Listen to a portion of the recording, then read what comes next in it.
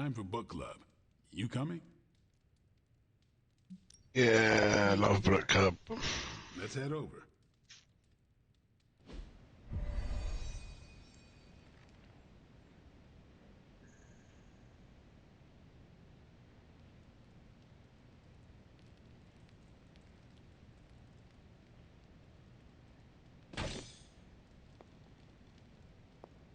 I like this book, but I can't explain why. Maybe I'll figure it out as we discuss it. I should not be this nervous about what you all thought of the book. Even the best translations from Kree lose subtext.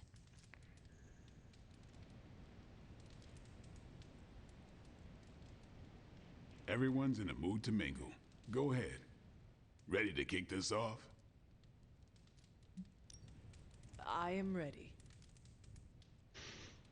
Carol, this was your book, so you can start. I'll throw it back to you. What did you think of the book? I had a rough time with it. You didn't like it? Didn't say that. At first I spent more time referencing the glossary than reading the book. Sounds familiar. What changed?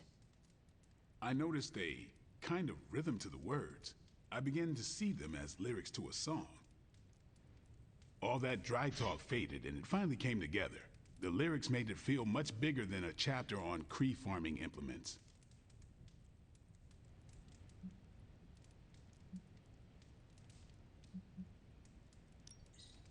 Exactly. This book was about much more than farming. Exactly. The rhythm to it helped paint a bigger picture. Once I caught on, I kept reading and didn't rely on the glossary. I picked everything up from context. That's when I realized none of this was about farming. I'm surprised how much stuck with me, despite some concepts being legit alien to me. Agreed. For me, the rhythm wasn't lyrics. It was more like the book was written to a cadence. That's why I had you read it on your Spark. The mnemonic lexicon won't work with a hard copy. The what now? An ancient Kree technique. It helps you remember texts that would otherwise be considered... There's no Kree word for stuffy, but essentially that. But all that's packaging. Let's get into the book itself. Hunter, did you figure out what the bloom and the harvest represent?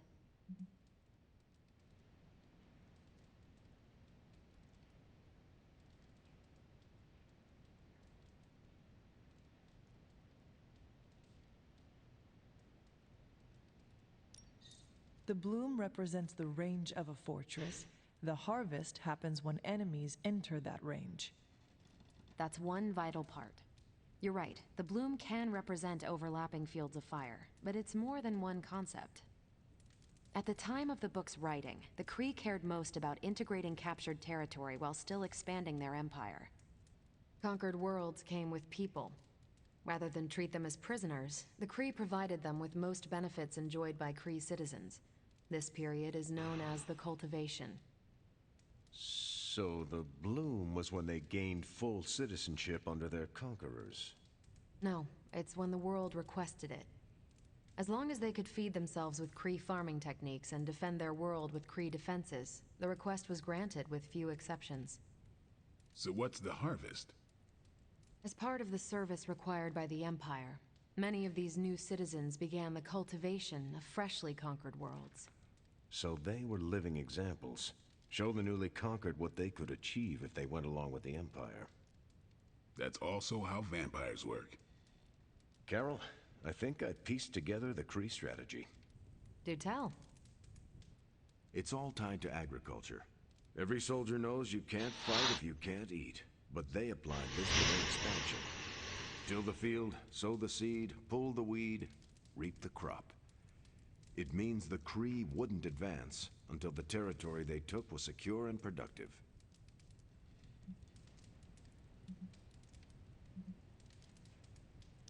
If your enemy knows how you will act, they can prepare.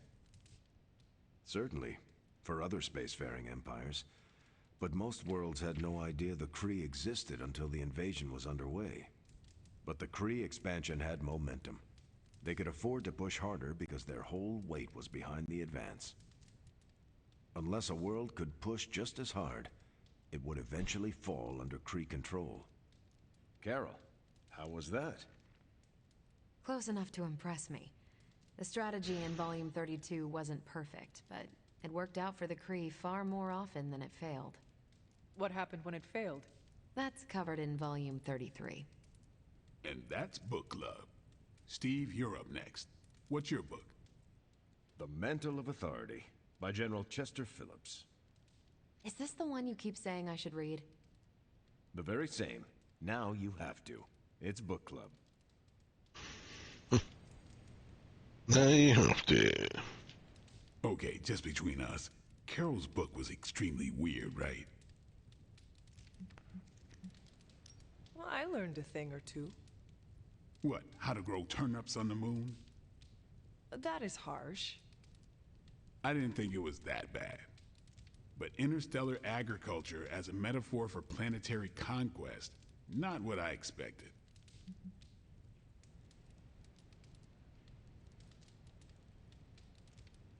You should be honest with Carol. I'm always honest with Carol. But if I tell her it was a weird book, I'll sound like I don't know much about her adopted culture. And how is that bad? You do not know, so this is the perfect opportunity to ask. Good point. All right, I'll do it. Thanks, Hunter. Good luck. You calling it? Not just yet. I think there's more punch. So, why choose this book? Volume 30 was way too spicy for this crowd. Go on. I'm kidding. It's relevant to what we're facing today. Hydra, the Lilith, your mom, they seem to have the upper hand all over the world. I thought the Kree always won. No, that's what the Kree convinced everyone to believe. We haven't lost until we start believing their propaganda. And that's how we defeat our enemy. As long as we're still standing, they're gonna fall.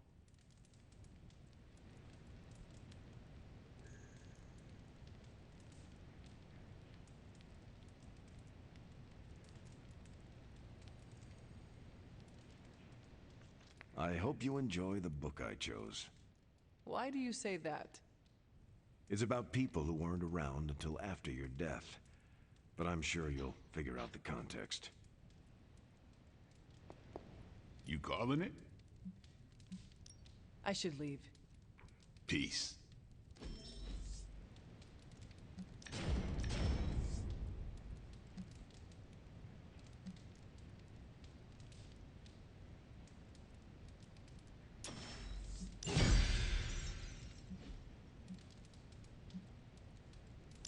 Carol, I had some more thoughts on... One thing you and I have in common, Hunter. We both know death ain't a career ender. I mean, you straight up resurrected.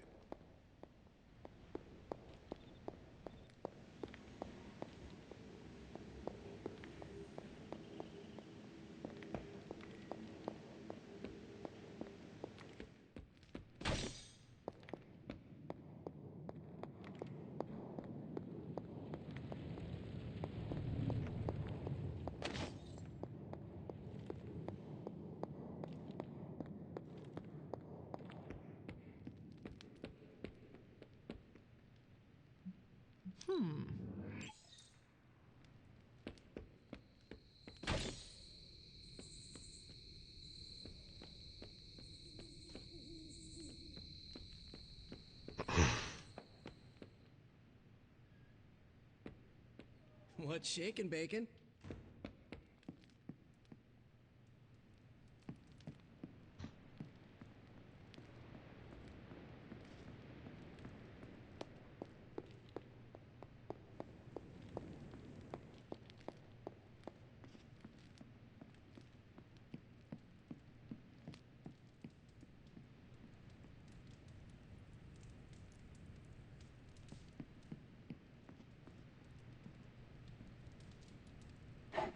Good girl, Charlie.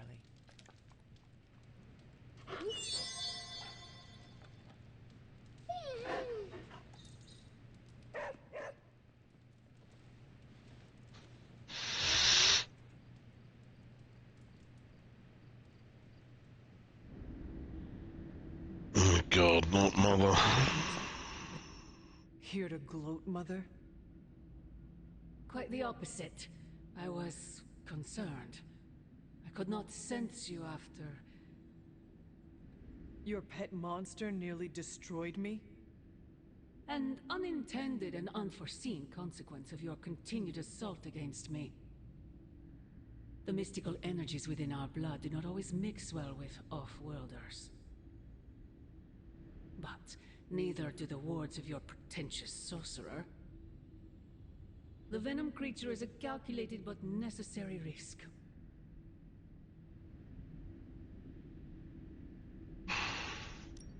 Alien monstrosities? Wanda's unchecked powers coupled with Banner's unhinged mind?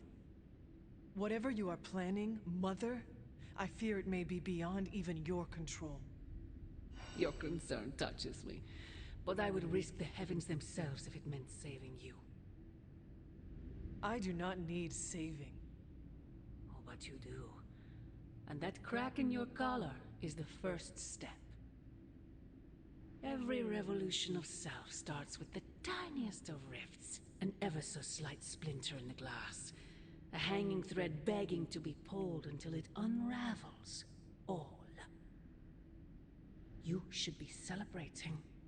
That crack is the beginning of your emancipation from my sister's control. She keeps you collared because she fears you. They all do. Sarah wants to hold you back from realizing your full potential, the way she tried to hold me back centuries ago. I would not need this collar had I not been corrupted by your blood. Is that what you believe? Oh, child. There is so much you must learn. But you would never believe me if I told you. Not here. Not now. You must discover those answers on your own. Once you're unshackled, you will finally be free to be yourself. And who is that? Answer me!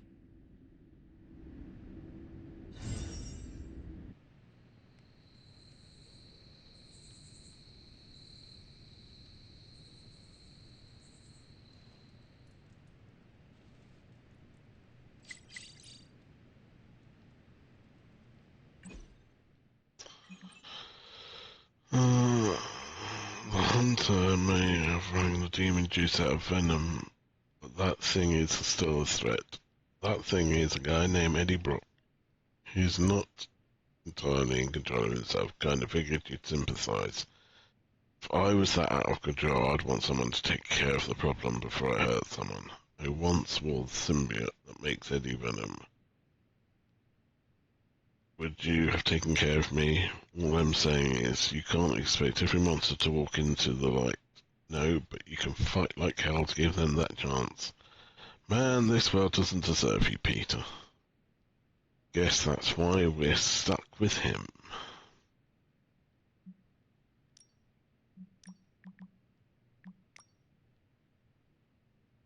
One, toss it.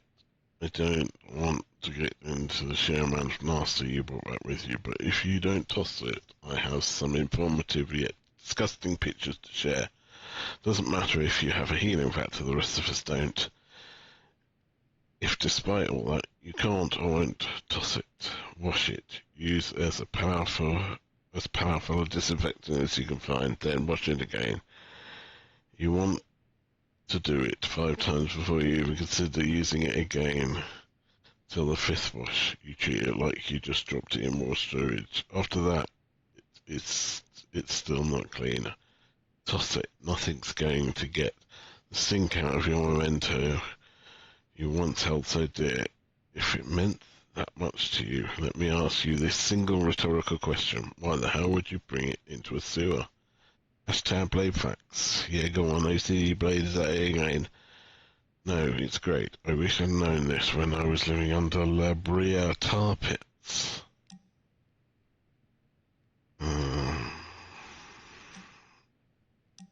That's Look, hey Hunter, you know what's great? I can just be myself around you. I'm feeling off my game, nothing major, but it would help if I could talk to a friend. You got any time? Of course I've got some time. Got some time for you, Robbie Reyes? Hanging with you has been a major confidence boost. Well, sort of. Sort of? Have you seen the people we've got cruising around this place?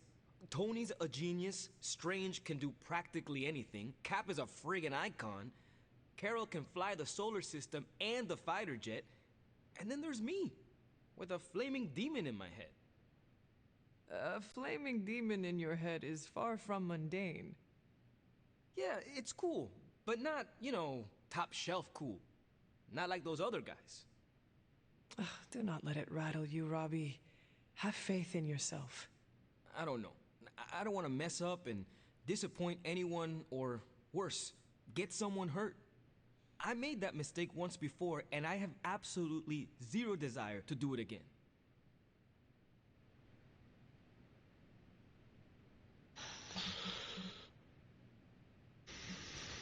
Trust yourself. You have the right skills.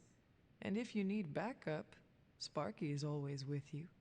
Trust in the demon. Sparky's great, but I make the judgment calls.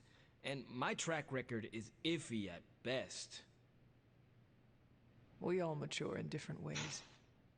Yeah, I hear you, Hunter. And, I appreciate you seeing the best in me. Even if the best is Sparky. I think the best of you is yet to be discovered.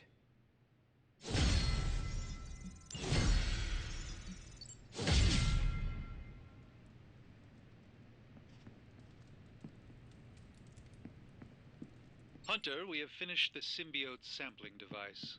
Come to the forge to have a look. Peter, what's wrong? Hey. Before these new people showed up, I do not think I felt so different. Now I see how some look at me, like I'm scary or weird. I haven't heard anything like that. Forget it and come train with me. Thanks, Hunter. Hunter.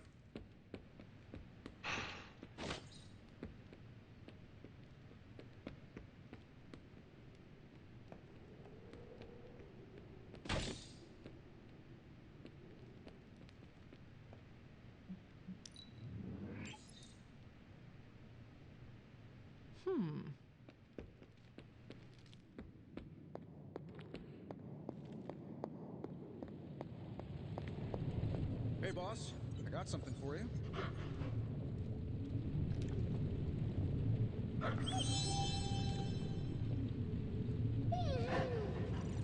Come along, Charlie. Oh, you are gonna love this. Okay.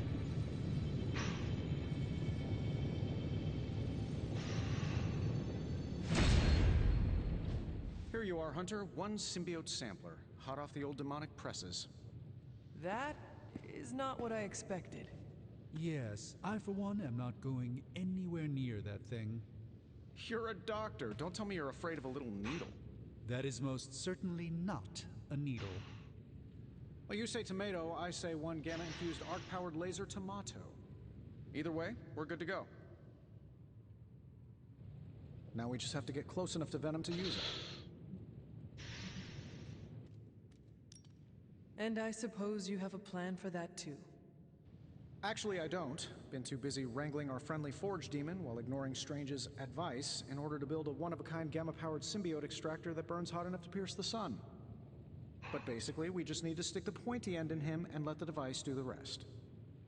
Once we jab that thing, the symbiote will be extracted and stored within the chamber. The fluid inside should maintain the sample's molecular integrity indefinitely. I based it on the saliva he left on you during that last round. I see. And does Spider-Man, Peter, think it will actually work? I'm not sure. To be honest, I've kind of been keeping him out of the loop on this one. Look, Peter's a great kid. With a big heart. He looks at Venom and he doesn't see the same mucus monster we do. All he sees is Eddie Brock. From what he's told me, the two of them weren't exactly best friends before the symbiote got thrown into the mix. But that doesn't matter to Peter. It's not going to be easy to get that sample. We'll have to get real close. I know Peter would give anything, including his own life, to save Eddie. Guess I just don't want to see him distracted when the time comes. Look what happened to me with Bruce. Venom is not Banner, Tony, and Peter is not you. Well, that's the point. I look at Peter and I see, well, maybe the person I could have been if I didn't let money, fame, and my dad's war profiteering get the best of me. Maybe I just want to keep the kid a kid for as long as possible. Tony. End of the day, we gotta find Venom first before any of this matters. Given his symbiote is happily sliming its way across the 5 boroughs, it's gonna be hard getting any kind of reading on him with conventional means, as in the non-demonically possessed kind. Thankfully, there's always Auntie Caretaker and her magic mirror. I'd check in with her. Talk to you soon, Hunter.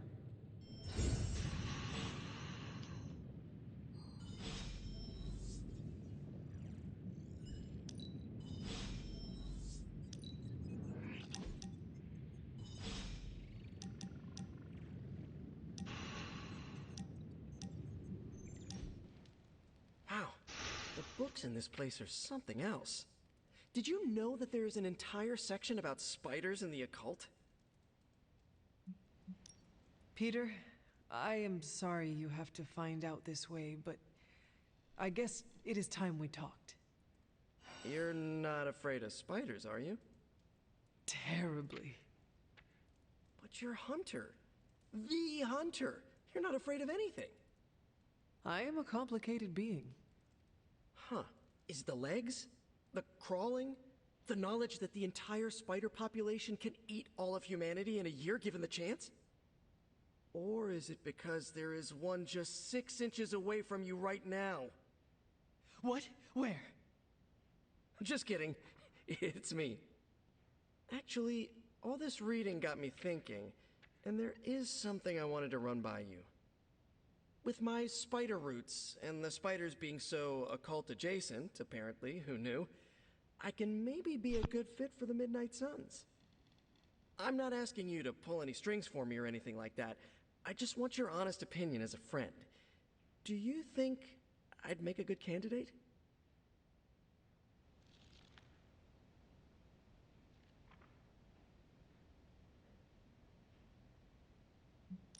For now, you should focus on being the best you can be in every situation.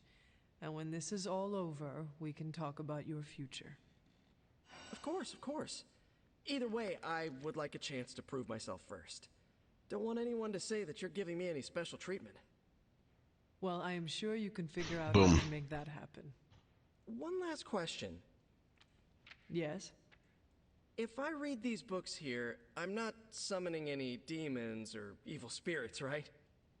Have you been reading them aloud? No. Do not open your door to any knock that sounds unnatural or inhuman, and you should be fine. No inhuman knocks. Got it.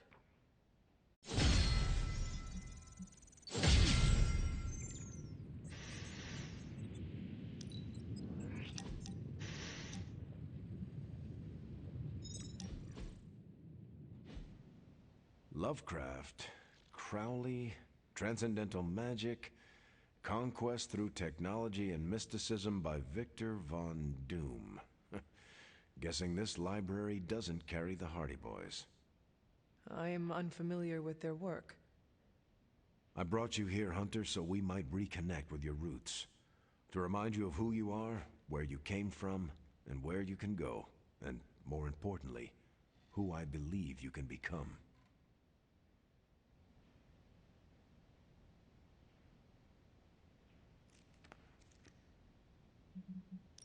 If the answers to my destiny were in these pages, I am sure we would have found them by now.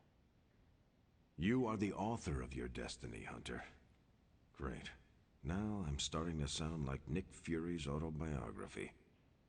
Keep striving to be the best version of the Hunter you can be. If you keep doing the work, nothing will be out of your reach. Except for that row of encyclopedias at the top of that bookshelf. I'm pretty sure you're gonna need a ladder for that.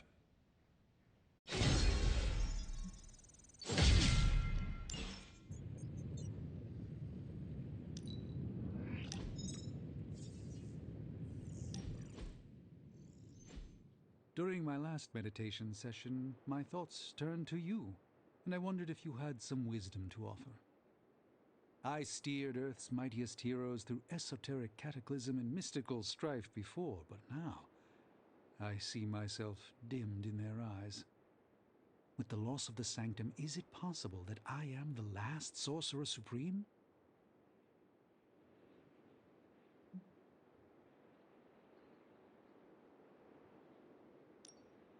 All your experience makes you a stable voice in unsettling times. Yes, I held the fate of many in my hands, but the Midnight Suns don't trust me. The Avengers fear I am so fragile that a single misplaced comment would shatter me. Leaders cannot always see the path ahead, and I still follow you. 1 out of 3 isn't bad. None of us wields control. We can only swim through chaos, gathering what we can preserve. My ego relished being the sole calm eye in the midst of unholy tempests. Now, perhaps I find all eyes, including my own, look to you. You remind me of the Ancient One. Or perhaps I must learn the same lesson over and over.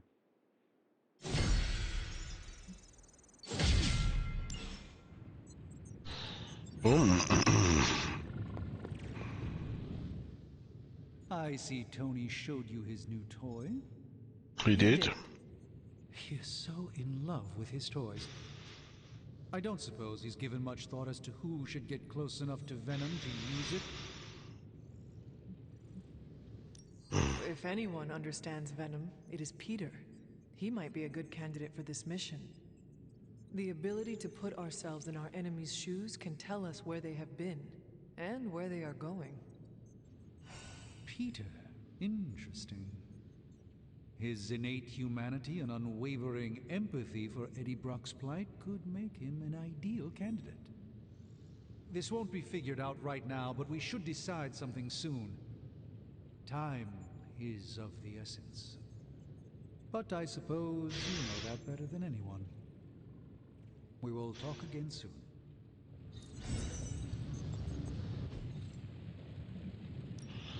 Boom. Tony, so I'm Tony, and how may I assist you?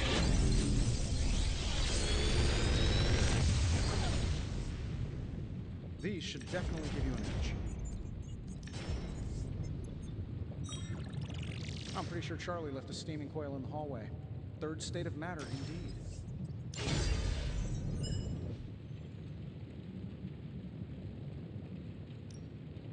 We're not... Good day, Hunter.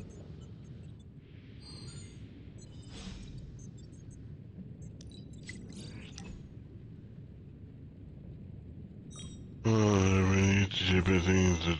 Okay, let's have a chat with him. Thought it might be nice to get away from the others and not talk for a change. So we are going to fight again? Not exactly. You've proven you can handle yourself with a sword, Hunter, but a warrior's greatest weapon is their mind. Yoga requires discipline, balance, and control. 3 things I'm hoping you've got in spades.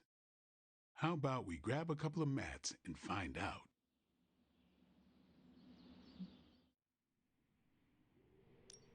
Agatha instructed me in multiple postures from the original sutras themselves. I would be happy to show you a few techniques. Well, I didn't exactly learn my asanas from the mall, Hunter. Okay, Blade. Let us do this. Was hoping you'd say that. Now sit down, relax, empty your mind. Or as Magic likes to say, pretend you're Robbie.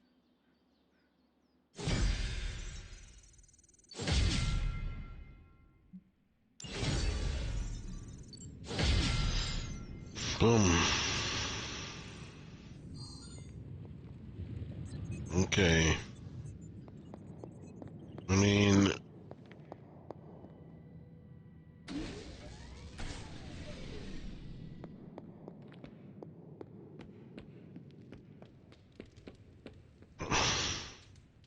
How are you, Peter? You tell me, Hunter. I'm out of the loop on everything. They're off discussing what to do about Venom, and no one has said a word to me about it. Maybe they are trying to protect you, Peter. They see your youth and feel the need to shield you a bit. I've saved the city I don't know how many times. What do I have to do to prove myself? Grow a goatee like Strange? I do not think that is necessary. Good, because it would be way too itchy under the mask. I know it can be frustrating, but you should not waste time wallowing in it. I know, I should be doing something, because right now I feel kind of useless. Maybe I'll use the forge to bake a loaf of sourdough. Really get in Stark's way until he notices me. If you want Stark to pay attention to you, there are better ways to make your point than making bread. Well, I was kidding about that, but if you have suggestions... Just walk up to him and suggest a way to help. Okay, you've made your point. Fine. Maybe I'll speak up. Excellent. Just give me a bit. I'm a little rusty. The Sinister Six caused me to miss out on my speech class final.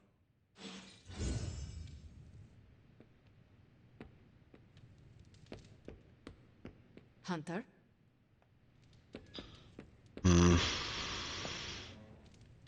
I want to ask Bruce for help, and then I remember that's not an option. One thing that hexes of the Flatline and the Dark Dimensions Volume 2, I can't find it in the library, is a leather man with a pentagon doodle and stars occasionally. I was wondering what that noise was. I've got it where, under a table leg, put it back fast and pray you didn't make it angry. In my defense, the table was wobbly. See, Stark doesn't help himself, does he? Frightening the fuckers even at you and then starts pissing off. Hello. Hi, Carol.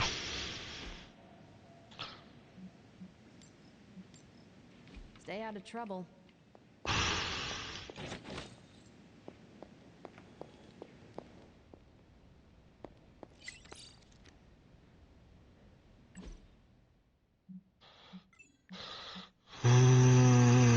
Some of you fought in the series before, so I need some helpful advice about what to do about the game you brought back. Okay. There we go. WHIH Government News Repo Spot. Breaking California struck by multiple earthquakes with no distinct epicenter or an end in sight. Evacuation efforts start as the earthquake aftershocks continue to grow in magnitude. We call that Tuesday. Not with a pattern like this. It's happening on the hour, every hour, and it's hitting every major population center in the state. It's like the Earth's core keeps hitting snooze. A dark white ritual in progress. The shaking means that it's working.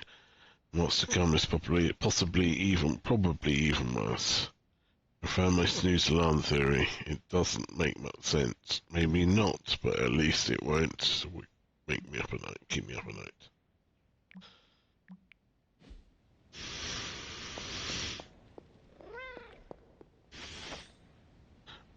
Trapped. All went black. The collapse snuffed out the little bit of light that shone from the moon above. We were trapped, our only way out, buried beneath scores of rock. There were no other passages out, and we had no tools with which to dig. Our sanctuary had become our tomb. We had so little with us, our scant bits of bread and a little water. It would not last long, maybe a week at best. It would have been a kinder death. We have stood before the hanging tree and made our peace before the Almighty himself. The Mantle of Authority by General Chester Phillips, U.S. Army, retired. Chapter 4. As I have shown in previous chapters, General Custer did not just lead from the front, but from the tip of the spear. This relentless glory-seeking has no place in today's army, of course, nor waging war upon the civilian populace. His recklessness doomed his soldiers. General Washington led from the top, nevertheless applying a classical hierarchy structure to a volunteer army creates its own difficulties. Only General Washington's personal engagement with his subordinates combined with the home-ground focus of the Continental Army allowed for his success.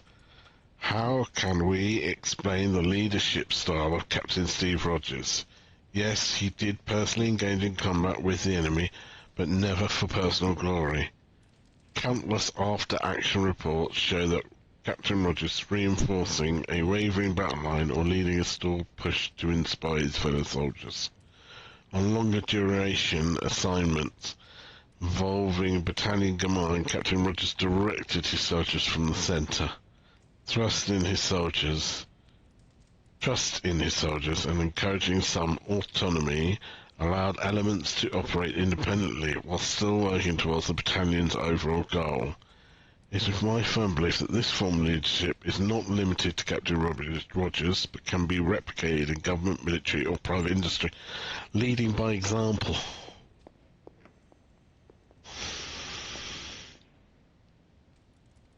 Oh, who's a good kitty? Good kitty, kitty, kitty.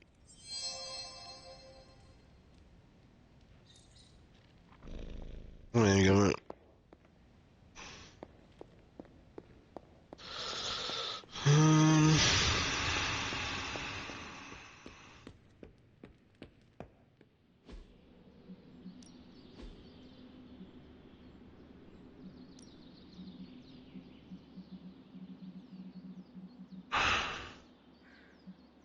Let's see if you're as good as they say.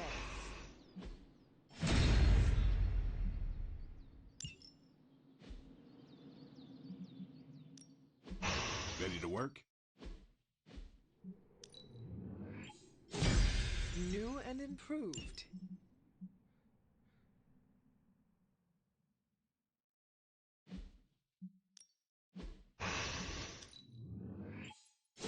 Hydra won't want to tussle with me now. All right then.